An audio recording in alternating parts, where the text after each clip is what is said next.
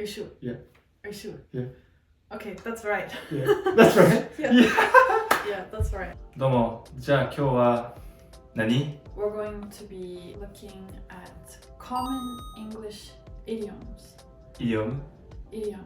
If you go to Canada or the States, if you go there, you'll hear them for sure at some point or another. English idioms in particular, I found out recently that for people learning English, that's one of the toughest things to actually get up to fluency, especially if you want to work in the West or if you want to go to school or like even just reading, you'll find them all the time. In English, why they're so difficult is because often you really cannot guess the meaning if you have no context. The actual definition, and that's from Oxford, is a group of words established by usage as having a meaning not deductible from those of the individual words. So basically, all that means is if you try to analyze an idiom word for word, you can't make sense of it.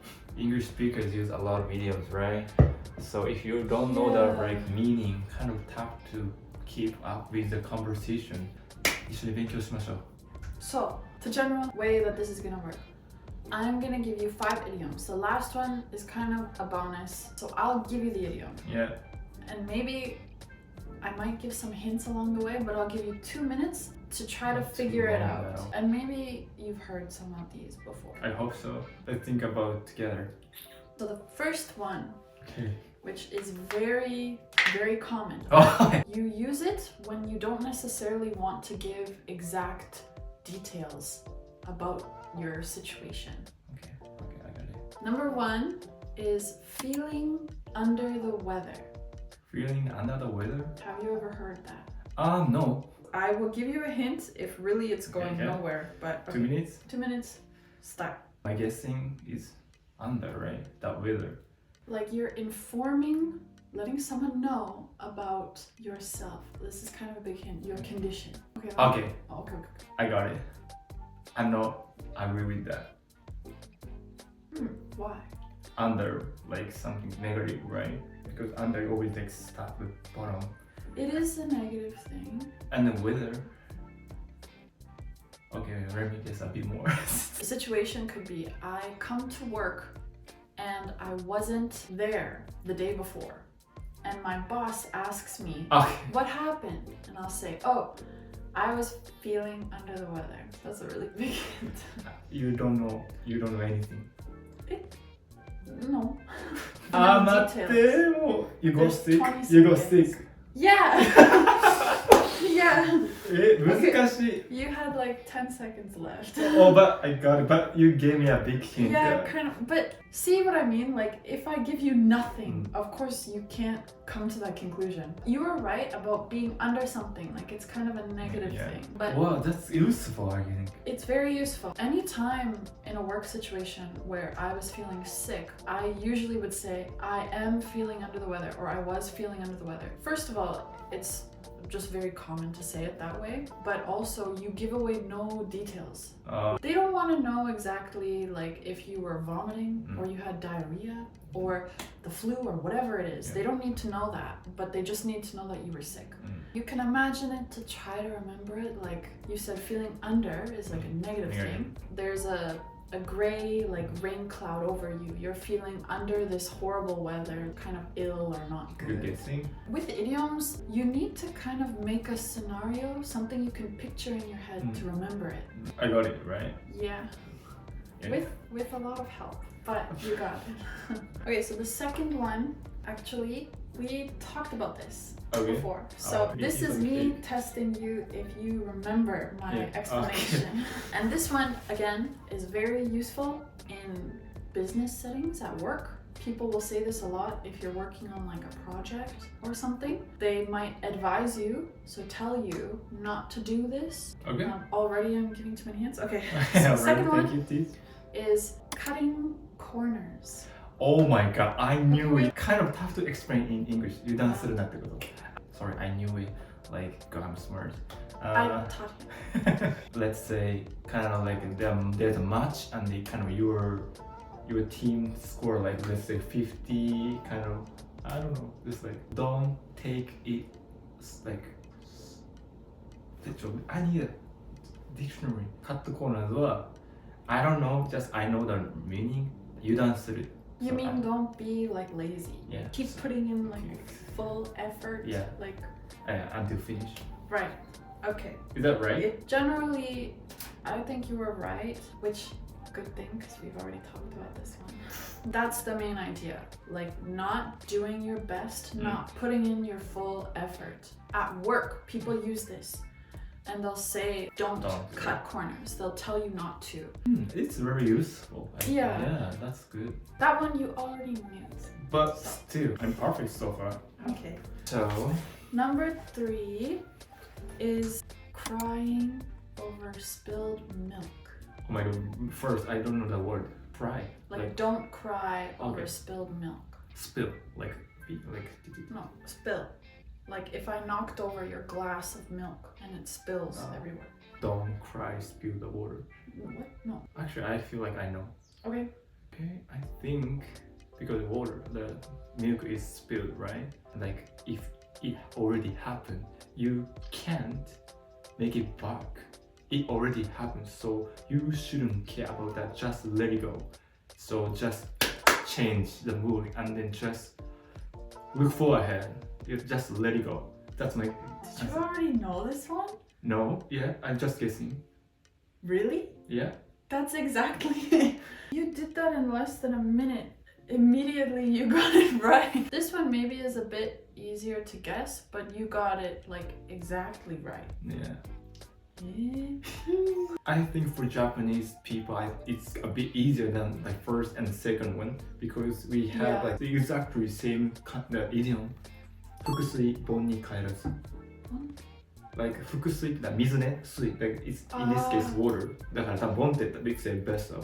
But 帰る like the water can't come back here again. No matter if you wait or you feel already, bad about it, it's not gonna go back in. Yeah, already it's spilled. That's like almost exactly Yeah, the exactly. same That's saying. why I knew that was lucky. Okay. In the West, it's milk.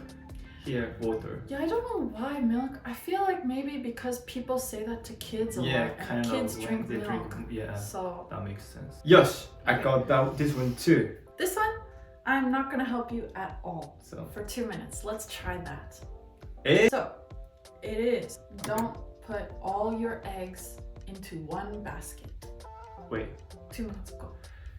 I think a lot of eggs put one bucket. It's just talking about risk, I guess. I think because if you drop the bucket, all eggs are gone, right? If you just put these eggs into the separate box, if you drop just one, the sum will be safe.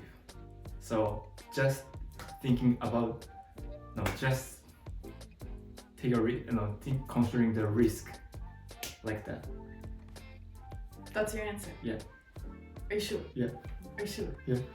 Okay, that's right. Yeah, that's right. Yeah. First, I really didn't know. Like, I just thinking, put all eggs into the box. You could think that one through. Some idioms you really can't. Most you can't. But that one kind of makes sense, right? Oh, good. Eggs are very fragile, so putting them all into one place fragile. is Okay, something yeah. fragile. Okay. That's why it's eggs. Eggs. Okay. You can break them easily if it was putting all of your balls into one basket. If you drop it, it's fine, right? But eggs, they will all break. So you need to be smart about how you distribute your eggs. Fragile.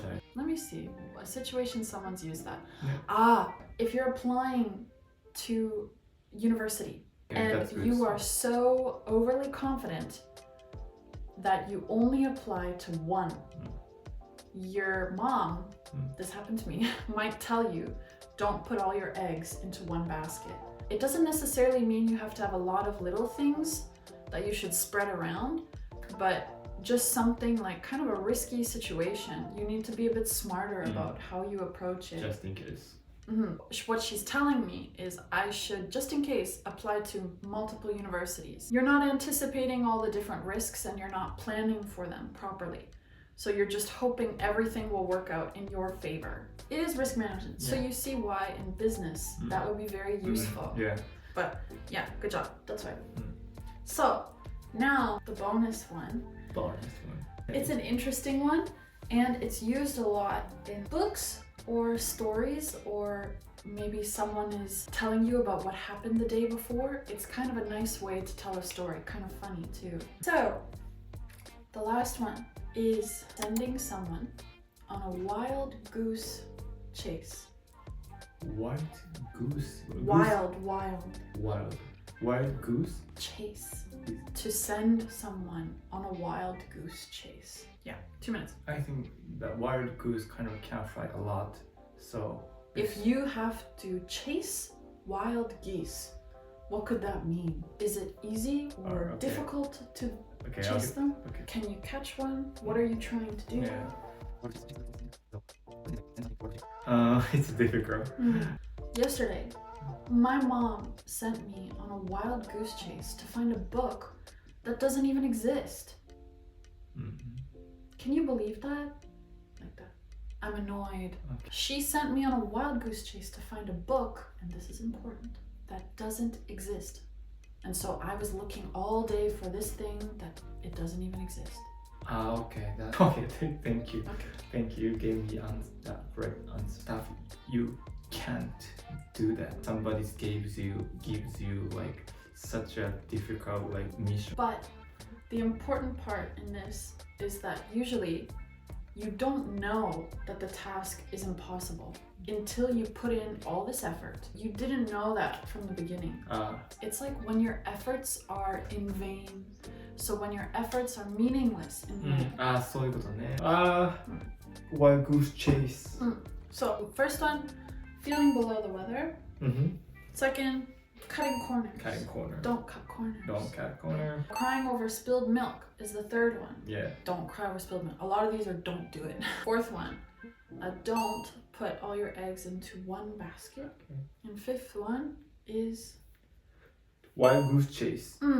So I got 4 out of 5. I would say so. Honestly, I would even say 5 out of 5. Even though I gave hints, still, it's tough to understand. What did you enjoy? Yeah, I do. So you're learning, but you enjoyed it. So learning doesn't have to suck. 楽しかった。ありがとうございました、先生。またよろしくお願いします。終わりです。